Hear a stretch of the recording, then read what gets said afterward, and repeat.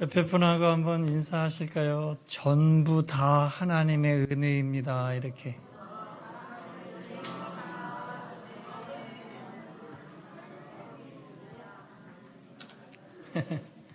그렇게 믿으세요? 정말 전부 다 하나님의 은혜입니까? 감사합니다. 그래요. 정말 다 하나님의 은혜 아니면 살 수가 없는 거죠. 은혜로 예배하는 여러분들을 축복합니다.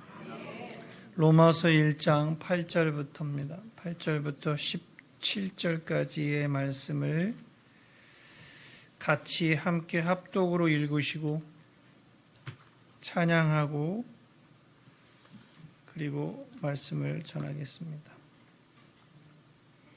로마서 1장 8절에서 17절 말씀, 성경이 없으시면 이 화면을 보시면 되겠습니다.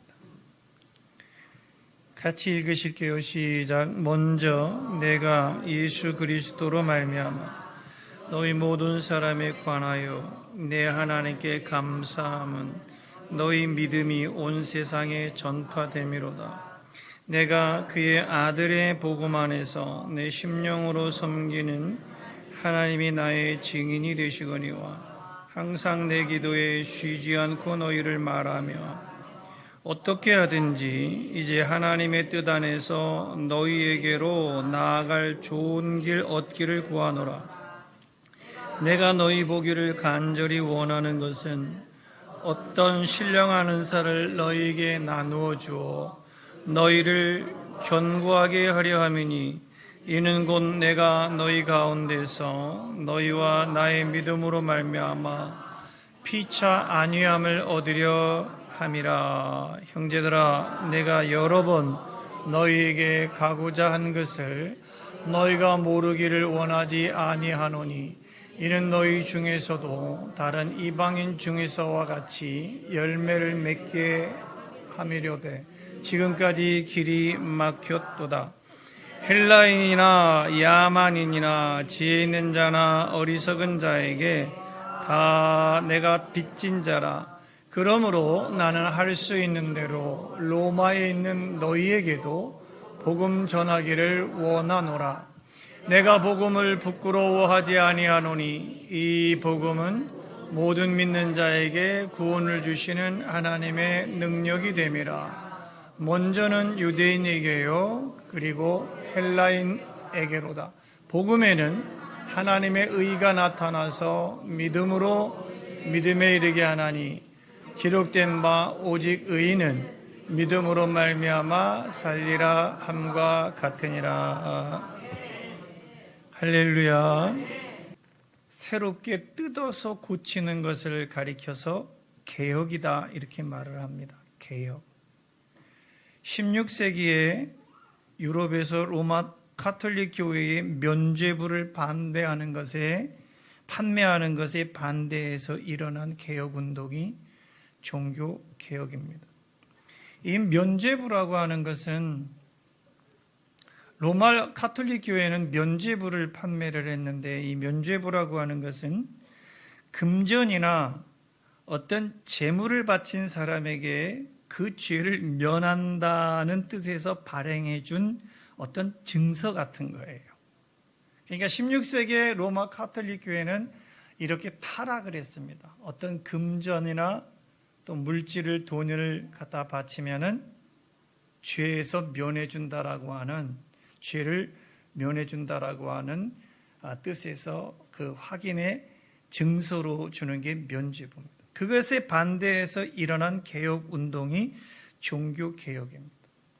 그때 루터는 95개의 95개 조항에 다르는 어떤 반박문을 내면서 면죄부 판매를 공격하고 개인의 신앙과 성서 해석의 중요성을 강조하면서 프로테스탄트 교회, 그러니까 개혁교회를 탄생시킨 것입니다. 그때 내건 슬로건이 5가지입니다. 그 중에 하나가 한번 따라 하실래요? 오직 믿음. 네, 그래서 제가 오늘 오직 믿음이라고 하는 제목을 잡아서 설교를 하려고 합니다. 지난주에도 말씀드렸듯이 5가지 슬로건은 오직 믿음, 오직 성경, 오직 은혜, 오직 예수 그리스도, 오직 하나님께 영광이었습니다. 이 로마서의 핵심이 되는 것은 우리 신앙생활에 있어서의 복음에 대한 믿음입니다. 복음에 대한 믿음. 시작. 여러분 복음을 믿으시나요? 예수 그리스도가 복음을 믿는 게 뭐냐면 예수 그리스도가 하나님의 아들이셨지만 인간의 모습을 입고 이 세상에 오신 인류의 메시아이심을 믿는 거예요. 그게 복음을 믿는 거예요. 인간의 죄 때문에 고난받아 죽으셨지만 저와 여러분들의 죄 때문에 허물 때문에 교만 때문에 십자가에 못 박혀 고난받고 십자가에 못 박혀 죽으셨지만 사흘 만에 3일 만에 부활하시고 승리하신 만민의 구주가 되심을 믿는 것이 복음을 믿는 거예요. 그리고 이제는 승천하셨다가 재림에 오실 주님을 믿는 거예요. 승천하셨다가 재림을 위해 오시는 주님을 믿는 거예요. 지금은 예수 그리스도의 재림만 남은 거예요. 그러나 여기저기서 자기가 재림주라고 하는 이 말들은 거짓입니다. 믿으면 안 됩니다. 바울은 우리 신앙생활에 있어서의 이 믿음을 말하고 있는 거예요.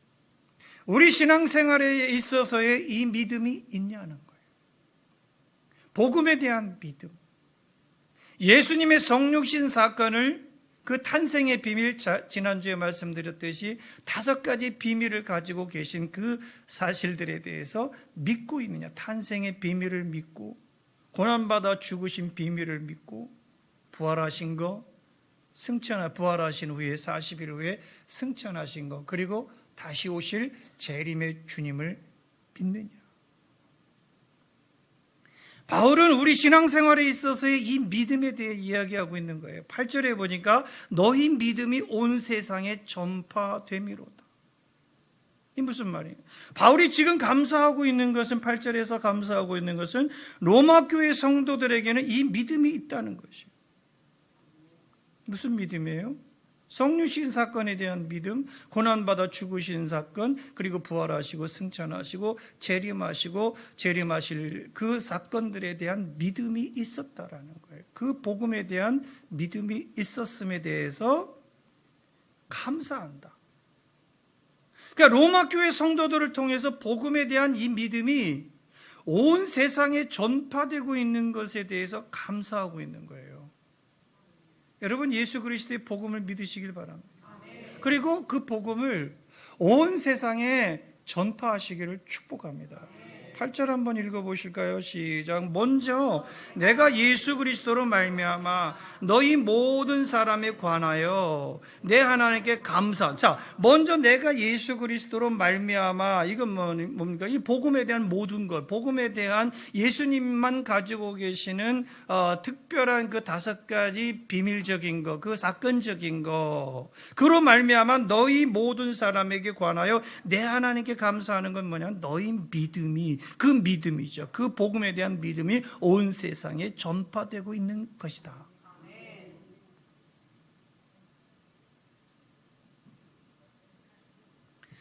로마 교회 성도들에게는요, 구원에 대한 믿음인 그 권능적 믿음이 절대적 신앙이었어요.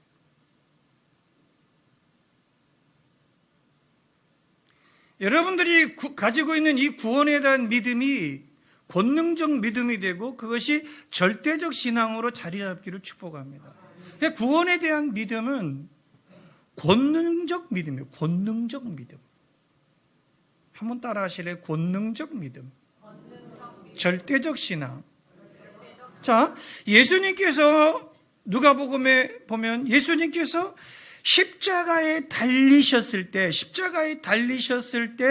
오른쪽에서 십자가에 달려 죽은 강도가 있어요.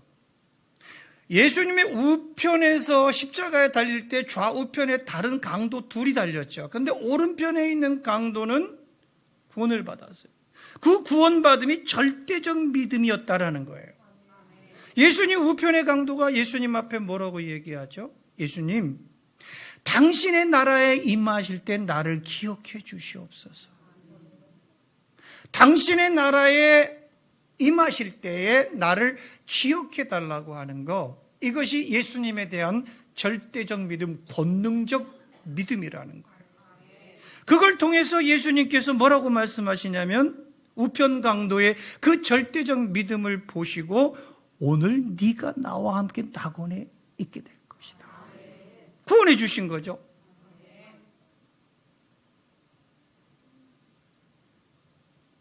여러분, 우편 강도의 구원을 약속해 주. 얼마나 나쁜 짓을 많이 했으면, 얼마나 못된 짓을 많이 했으면 그 젊은 나이에 십자가 처형을 받게 됐을까요? 근데 우리가 흔히 말하는 부끄러운 구원이라도 이런 얘기를 합니다마는 그 얘기는 맞지 않아요. 권능적 믿음이다. 절대적 믿음이다. 저는 이렇게 보고 싶습니다. 그 믿음을 가지고 예수님 당신의 나라에 임하실 때 나를 기억해 주시. 이 절대적 믿음이 있냐는 거.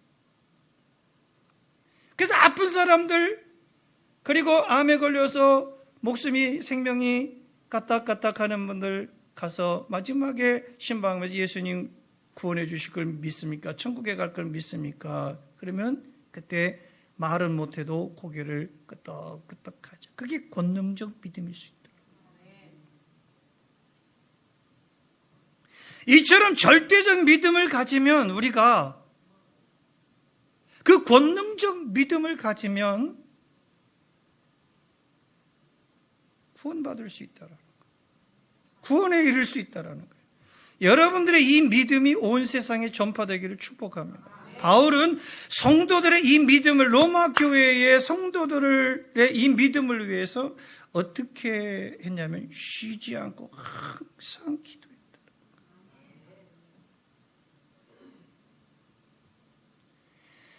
로마 교회, 자기가 목회하는 교회의 성도들을 위해서 이 믿음을 갖게 하기 위해서 항상 기도했다. 9절에 보니까 항상 내 기도에 쉬지 않고 너희를 말했다. 이 말입니다. 항상 내 기도에 쉬지 않고 너희를 말했다.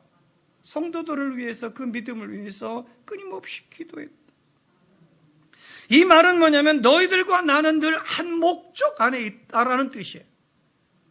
그러니까 동역자의 관계 속에서 동역자 의식을 가지고 사도 바울은 나는 사도, 너는 비사도가 아니라, 나는 목사, 너는 성도가 아니라, 너는 집사, 평신도, 이런 개념이 아니라 동역자의 관계 속에서 동역자 의식을 가지고 늘 기도했다라는 말이에요. 너희들과 나는 늘 한 목적 안에서 항상 내 기도에 쉬지 않고 너희를 말했다. 그러니까 바울과 로마 교회 성도들은 함께 사역하는 관계, 시작, 함께 사역하는 관계를 가지고 있었던 것이에요.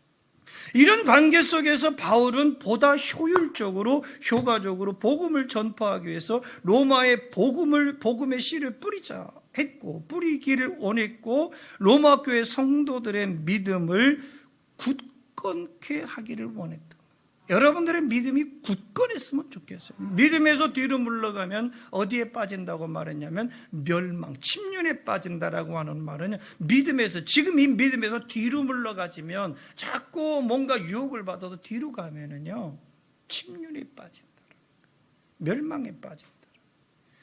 자, 10절 한번 읽어보실게요. 10절 다 같이 시작. 어떻게 하든지 이제 하나님의 뜻 안에서 너희에게로 나아갈 좋은 길 얻기를 구한다. 이 바울은 그 믿음의 복음을 전하다가 그 믿음의 복음을 전하다가 잡히고 묶여서 그리고 끌려가더라도 죽더라도 돌칼에 맞아 죽든지 불에 화형을 당해서 죽든지 그걸 죽음을 것을 알면서도 그 죽는 것을 알면 여러분 죽을 것을 알면서 그 자리로 나아가는 사람 없지요. 죽을 것을 알면서도 어디로 가기를 원했냐? 로마까지 가기를 원했다. 로마로 떠났다. 보통은요 자기가 가면 죽을 것을 아는 상태에서는 그리로 가지 않죠. 저기로 가면 내가 죽을 거야. 그걸 알면서도 그 자리로 가는 사람은 거의 없죠. 대부분. 그런데 그걸 아는 상태에서 죽으러 그곳으로 간 거예요. 성도들에게 복음에 대한 믿음을 선포하기 위해서.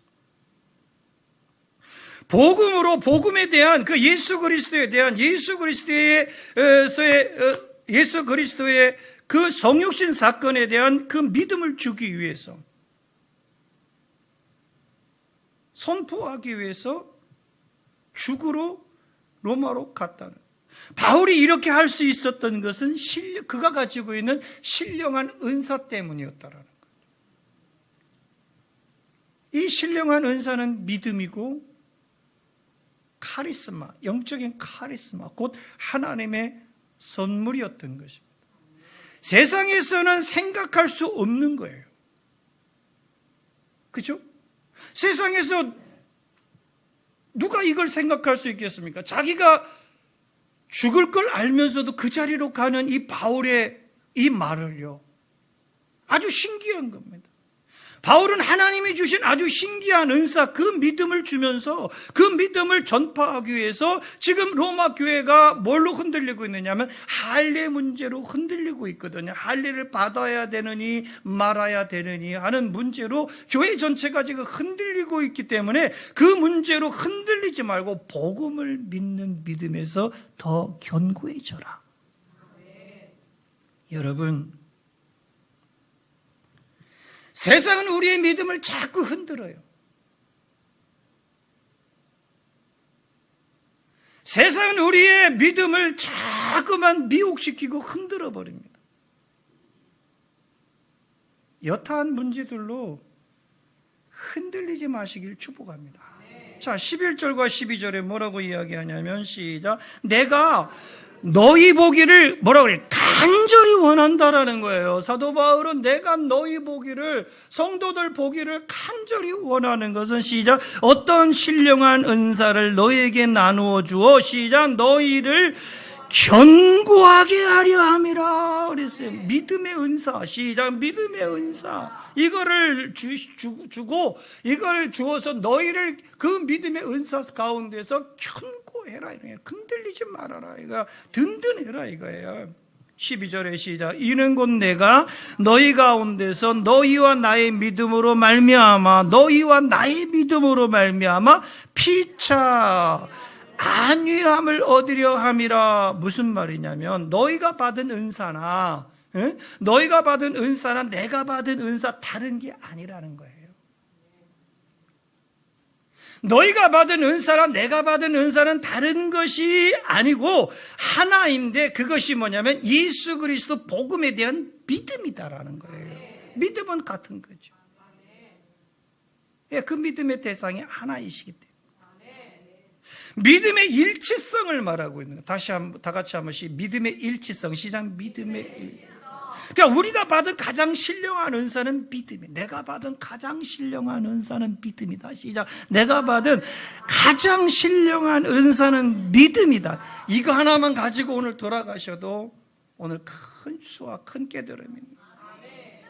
무슨 병 고치고 예언하고 이게 훌륭한 은사가 아니에요. 그것도 은사이긴 합니다만은 가장 큰 은사, 신령한 은사는 믿음인 것을 이야기하고 있는 거예요, 사도. 이 믿음 안에서 굳건하게 살아라. 이 믿음 안에서 굳건하게 살아라. 바울은 이런 복음에 대한 믿음을 할 수 있는 데까지 전파하고자 했던, 할 수 있는 데까지. 자, 15절. 다 같이 15절입니다. 시작. 그러므로 그렇죠? 나는 할 수 있는데, 그러므로 나는 할 수 있는 대로 시작. 로마에 있는 너희에게도 복음 전하게. 로마로 가면 어떻게 된다 그랬어요? 사도 바울 로마에 가서 죽었거든요.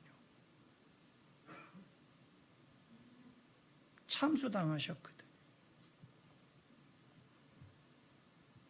나는 할 수 있는데, 그러므로 나는 할 수 있는 대로 로마에 있는 너에게도 복음을 전하기를 원한다. 그러니까 바울은 예수 그리스도에 대한 믿음 외에는 다른 구원이 없다. 예수 그리스도에 대한 믿음 외에는, 시작. 예수 그리스도 외에는 다른 구원의 길은 없다. 시작. 다른 구원의 길.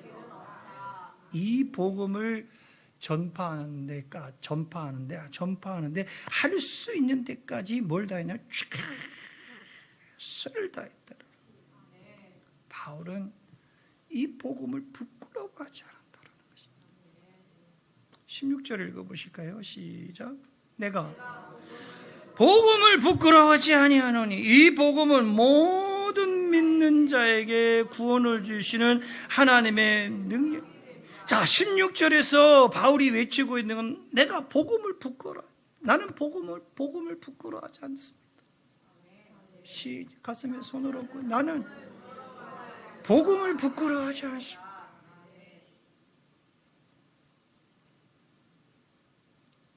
이 말이 뭐냐면 내가 전한 복음은 분명하다는 뜻이에요. 내가 전한 복음, 그러니까 내가 믿는 예수 분명하다. 내가 만난 예수 분명하고, 내가 세운 교회 분명하고, 내가 다니는 교회 분명하다.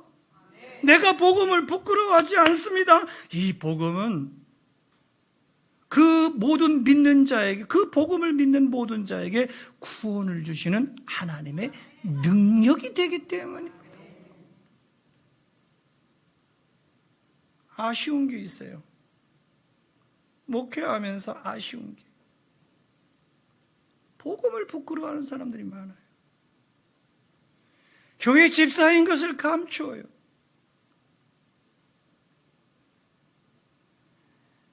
주일날 교회라도 나가면서 성경을 끼고 나가다가 외부의 사람이라도 누군가 이웃이라도 만나면 성경을 가리고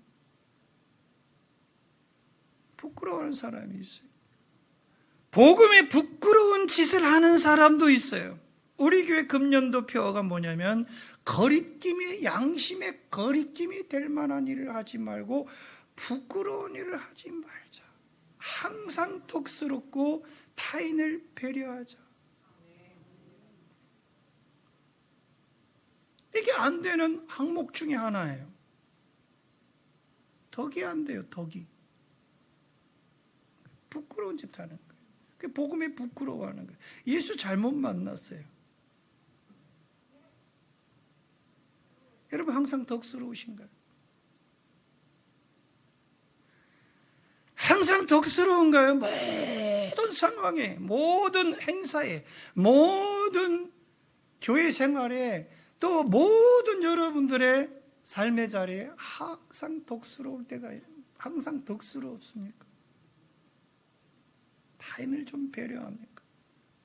우리는 주차장이 없어요. 있어도 조금밖에 없어요. 또 길에다가 어차피 대야 돼요. 조금 불편해도 바짝 당겨서 좀 또 붙여서 조금이라도 누군가를 배려하는 마음이 있던가요? 나 편한 대로 득 대고 다음 차가 가든지 말든지. 복음을 부끄러워하지는 않느냐는 거예요. 복음에 부끄러운 짓은 하지 않고 계시냐는 거예요. 우리가 믿고 전하는 복음은 분명합니다. 분명하게 믿고 분명하게 전도하시길 바랍니다. 복음을 믿음으로 누구나 영생을 얻고 천국에 가는 거예요. 복음을 믿음으로 누구나 영생을 얻고 천국에 가는 거예요. 복음은 모든 믿는 자에게 구원을 주시는 하나님의 능력이 되는 것입니다. 우리가 가고자 하는 종착지는 바로 영생이에요. 우리의 구원이 그렇습니다. 복음 대신 예수를 만나면 믿음에서 분명해져요. 복음 대신 예수를 만나면 신앙생활에서 분명해지고 삶의 자리에서 분명해집니다. 분명해져요. 분명해집니다. 신앙생활하면서 거리낌이 될 만한 일은 하지 않으려고 그러죠. 예수 잘 만나시는 분들은요, 삶의 자리에서 거리낌이 될 만한 일을 회사에서든지 어디서든지 아내에게든지 남편에게든지 자식들에게든지 성도들에게든지 거리낌이 될 만한 일을 하지 않아요. 항상 덕스럽게 살려고 하고 부끄러운 일을 하지 않으려고 하고 타인을 조금이라도 배려하면서 살고자 노력을 하죠. 양심을 지키면서 살려고 합니다. 자기 사명과 정체성에서 분명해지죠. 사도 바울이 바울 된 것은 예수를 만난 것이에요. 그래서 분명한 사도로서의 길을 다시금 걷고 있는 것이죠. 자기 사명에서 분명하냐 이거예요. 자기 정체성에서, 여러분들의 신앙의 정체성에서 내가 누군지를 분명히 말하고 있느냐는 거예요. 택하신 족속이고 왕같은 제사장이고 그의 소유된 백성이라고 하는, 그러니까 여러분 그렇게 분명하면 어떤 상황에서도 흔들리지 않습니다. 흔들리지 않아요. 사랑하는 우리 대동교회 가족 여러분, 예수 복음으로 의의 옷을 입으시길 바랍니다. 예수 복음으로, 시작. 예수 복음으로 의의 옷을 입자. 시작. 의의 옷을 입자. 17절 마지막 절 한 절 시작. 복음에는 하나님의 뭐가 나타나요? 복음에는 그 유앙겔리온 그 속에는, 가스펠 속에는요 뭐가 나타납니까? 하나님의 의가 나타나. 그래서 믿음으로 믿음에 이르게 하나니 기록된 바, 뭐라 그래요? 오직 의인은 믿음으로 말미암아 살리라 함과 같으니라. 되게 힘주어서 선포하고 있는 거예요. 여러분, 믿음으로 믿음에 이르는 축복이 있기를 바랍니다. 그러니까 복음으로 말미암아 믿음을 받아들이고 나니까, 복음 예수님으로 말미암아 그 믿음을 받아들이고 나니까 예수님의 탄생과 고난받으심과 죽으심과 부활하심과 승천하심과 재림하심을 믿음으로 받아들이고 나니까 그 믿음에 뭐가 생겼다는 말이에요? 믿음의 확신. 시작. 믿음의, 두 주먹을 쥐고 믿음의 확신이 생겼습니다. 믿음의 확신이 생겼습니다. 시작. 믿음의, 복음으로 말미암아 믿음을 받아들이고 나니까 믿음의 확신이 생겼다라는 거예요. 여러분, 믿음의 확신을 가져야 세상 마귀의 공격을 이길 수 있어요. 믿음의 확신을 가져야, 믿음의 확신을 가지고 있어야 사탄의, 세상 사탄의, 귀신들의 공격을 막아내고 이길 수가 있습니다. 마귀의 간계를, 에베소 6장에 보니까 마귀의 간계를 능히 대적하기 위해서 뭘 입으라고 하냐면 하나님의 전신갑주를 입어라, 이렇게 말합니다. 하나님의 전신갑주가 뭐예요? 진리로 허리띠를 두르라는 거예요. 진리로. 예수님으로 허리바를 꼭 묶고 의의 호심경을 붙이고 평안의 복음의 신을 신고 믿음의 방패를 들고, 구원의 투구가 뭐냐면 구원의 확신입니다. 구원의 투구를 쓰고 성령의 검이 되는 하나님의 말씀을 가지고 이겨내라는 거예요. 하나님께 의롭다함을 얻고 구원에 이르게 되는 유일한 길은 복음에 대한 믿음입니다. 한번 두 주먹 치고 오직 믿음. 자, 3장 28절 한번 읽어보실게요. 3장 28절 다 같이 시작. 사람이, 다 같이 3장 28절 저도 찾아볼까요? 3장 28절 뭐라고 되어 있어요? 시작. 그러므로 사람이 의롭다 하심을 얻는 것은 뭐라 그랬어요? 의롭다 하심, 율법의 행위에 있지 않고, 시작. 믿음으로 되는 줄 우리가 인정. 믿음의 의다. 믿음의 의. 믿음을 가지면 예수 그리스도 복음에 대한 믿음을 가지면 우리가 뭐예요? 의롭다. 그때 의로운 사람이 되는 거예요. 예수님의 복음을 믿는 믿음 안에서 오늘도 승리해서 살아가시길 축복합니다. 이는 내 아무 증거 아니 베여도 뭘 가지고 믿음만을 가지고서 늘 걸으며 이기에 아무 소리 아니 들려도 하나님의 약속 위에 소리 걸어가세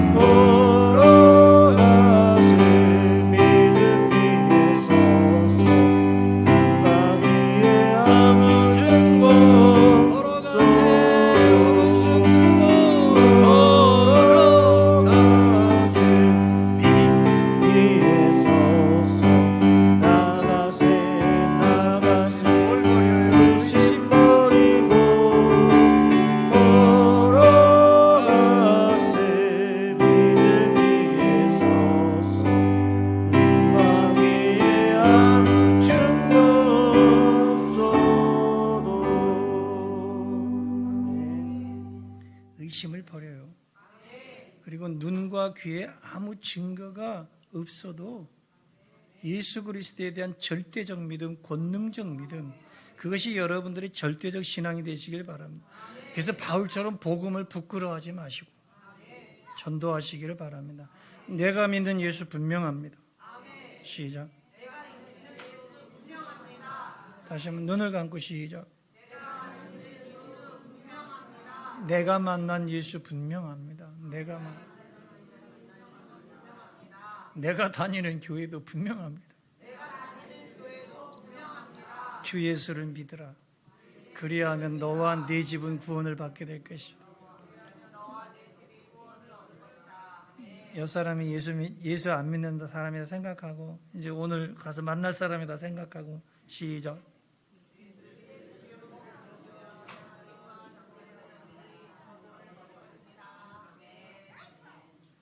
아버지 하나님,